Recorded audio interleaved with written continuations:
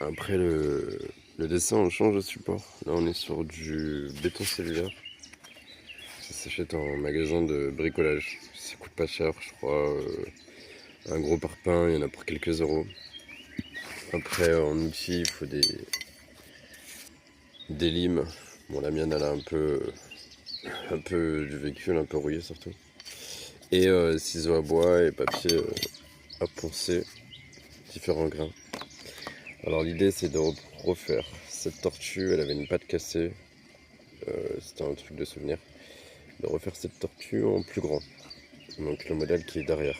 Donc là j'ai malheureusement cassé des pattes parce qu'en fait je travaille sur une palette qui est pas de niveau et du coup en faisant une pression ça a cassé.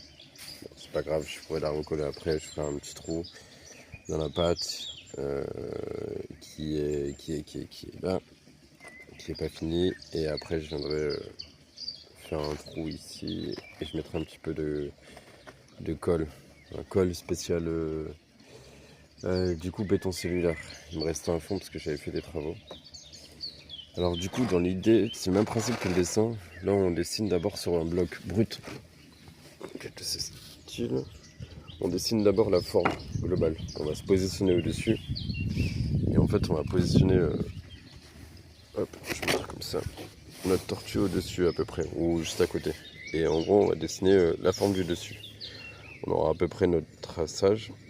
Et après on va creuser en fait tout le contour.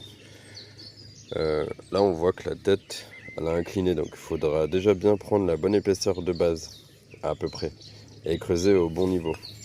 Là j'ai pris un bloc qui était complètement uniforme, mais on voit qu'il y a quand même là des différences de niveau. La carapace va être un peu plus basse, la tête du coup sera un peu plus relevée, et pourtant c'est le même bloc. Donc alors on fait le traçage du dessus, ensuite on vient réduire.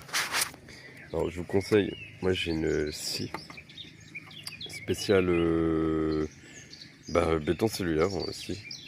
Ça permet vraiment de réduire le travail, donc de dégrossir un maximum.